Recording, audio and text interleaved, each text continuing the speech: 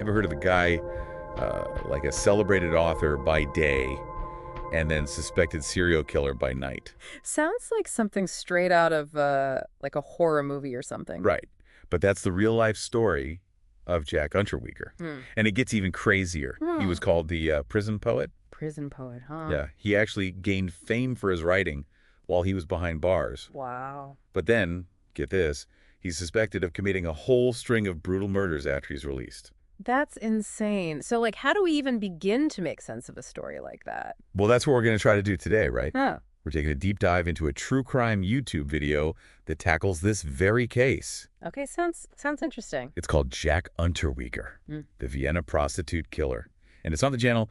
This is Monsters. This is Monsters. Okay, I've heard of them. They do some pretty intense stuff. They really do. Like, they don't shy away from the details. Yeah. So today, we're going to go through the video together.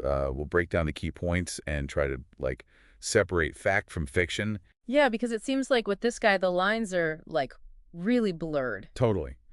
And, you know, the big question for me is how could a convicted murderer, like, charm his way to freedom and then, like, potentially go back to his old ways? Yeah, that's what's really disturbing about this whole thing. Right. Like, was it all an act? Or was there something more going on? I think to really understand this, we have to start at the beginning. Yeah, let's go back to the beginning, like Unterweger's early life. Right. The video mentions his autobiography, Purgatory, where he claims to have had, like, a really rough childhood, even alleging abuse from his grandfather. It's like a classic tale of, you know, troubled youth turning to crime. Yeah, it Right. is. But the thing is, family members have actually come out and refuted these claims. Oh, really? So, like, they're saying he's lying about his past. It seems that way. They paint a different picture of his upbringing, which makes you question, the reliability of his autobiography. Yeah, it's like how much of what he's saying is true, Yeah. how much is manipulation. Right, and that's something we got to keep in mind throughout this whole deep dive because, with someone like Unterweger, there's always an element of trying to control the narrative. Absolutely. But even before he was convicted of murder, there were signs, right? Right. Like he already had a history of violence, especially against women. Oh, yeah, definitely. The video goes into some detail about that, describing incidents of assault and coercion. And here's where it gets really interesting, I guess you could say. There's this pattern that emerges in his early crimes. The pattern. Yeah.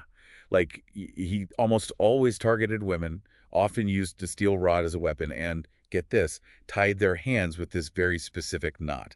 Like the same knot every time. It seems that way, yeah. Oh, that's interesting. Criminologists call that an MO, a modus operandi. Okay, an MO. So, like, what does that tell us about him? Well, an MO can give you some clues about the offender's like psychology and behavior. Yeah. In Unterweger's case, the steel rod, the knot, it points to something ritualistic. Ritualistic, like he's getting off on it or something. It could be, or it could be a way of reliving some past trauma or exerting control. Wow, that's creepy. And that specific knot he uses, it actually becomes like a chilling signature later on. Oh, really? So even seemingly small details can be important clues. Absolutely. In criminal profiling, nothing is too small, especially when you're dealing with a case like this. So, okay, we've got this guy, Unterweger, who even from a young age was showing signs of, a real problem. Yeah. But then, get this, while he's in prison, he manages to, like, transform himself into this celebrated author. Right. He becomes a model prisoner, teaches himself to read and write. And he writes this autobiography, Purgatory, which ends up being a bestseller. Exactly. It's like Yeah. he's using his writing to rewrite his own story. Right. It's almost as if he's trying to create this image of himself as, like, a redeemed criminal, someone worthy of a second chance. Yeah. And you know what? That narrative, that's exactly what ends up getting him out of prison. Wait, are you serious? Yeah. His writing helped him get released. Yeah. At the time, Austria was going through some major prison reforms, Okay. and Unterweger's literary success just like perfectly fit into this whole idea of rehabilitation through art. So they saw him as, like, a success story, a poster boy for their reform program. Pretty much, yeah. But this is where things get really, like, unsettling, right? Sure. He only served 15 years of a life sentence. Yeah, and that's something the video really highlights. It seems like there wasn't a thorough psychological evaluation before his release. You mean like they didn't check to see if he was actually rehabilitated? It doesn't seem that way. And there wasn't any real plan for his reintegration into society either.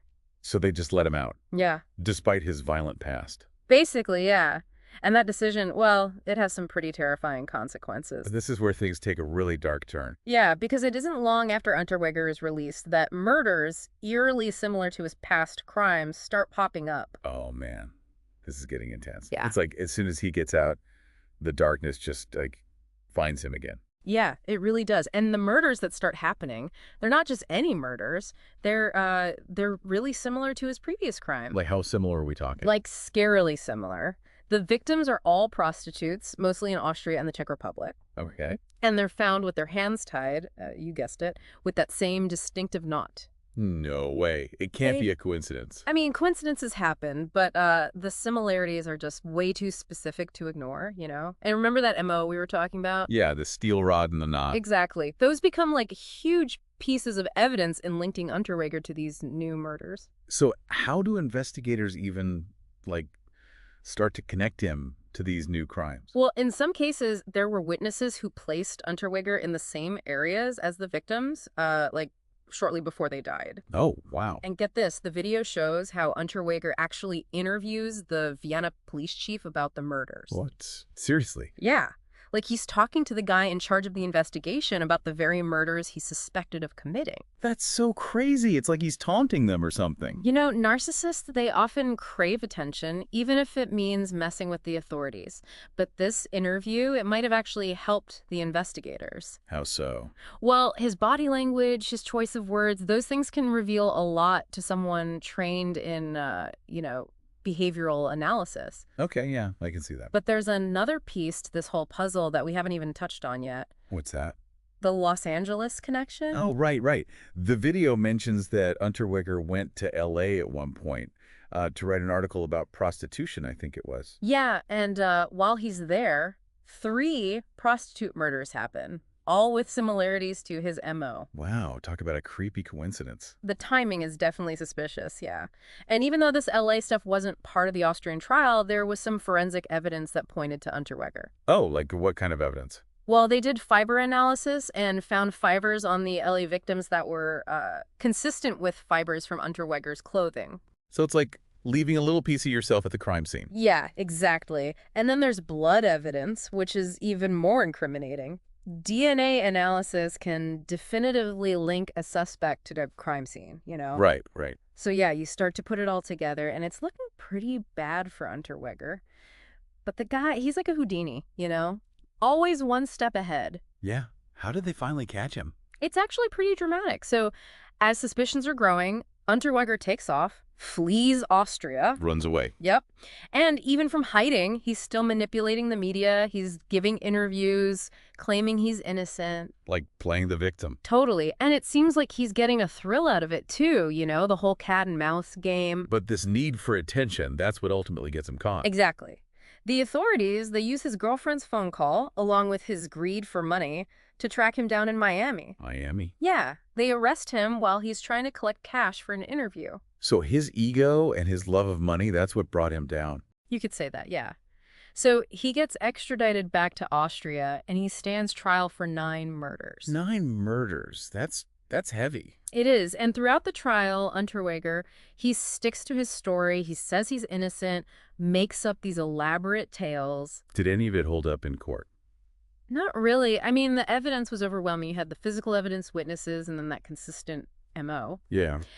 But then there's this one thing that came up after he ran away. They searched his apartment. Okay. And they found a bunch of stuff he wasn't supposed to have, like handcuffs, switchblade, even a shotgun. A shotgun? Yeah. But the real find, it was a collection of his diaries. Diaries. What was in those? Well, they didn't have any, like, outright confessions or anything, but they did give this, like, really creepy look into his mind. Well, like what? Like, they revealed this disturbing obsession with violence, with control. Makes sense. But here's the thing. There was this big gap in the diaries. The gap? Yeah. It covered the exact time period when all the new murders were happening. Oh, wow. You think he, like, intentionally got rid of those entries? It's definitely suspicious. Like, maybe he knew they'd incriminate him, you know? Yeah. But in the end, it didn't matter. He was convicted of 9 of the 11 murders he was charged with.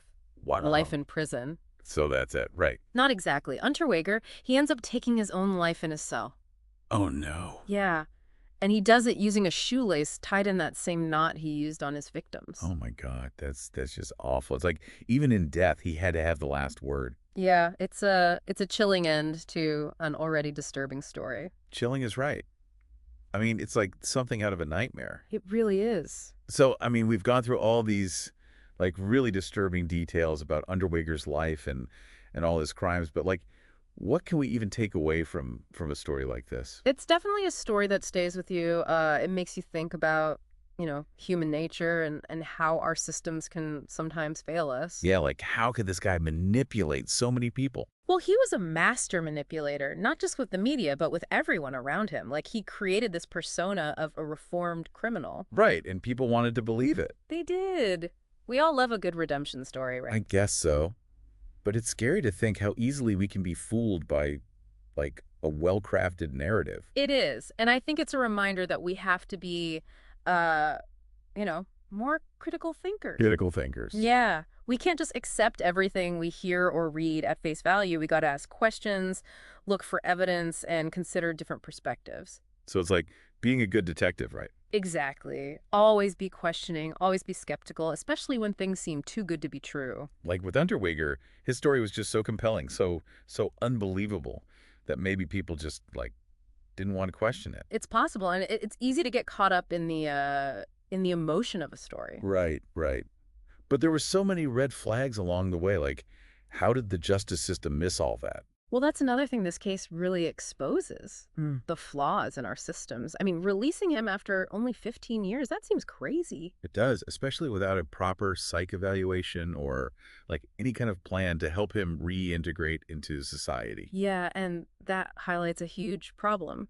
Rehabilitation has to be a priority, but it can't come at the cost of public safety. So, like, what needs to change?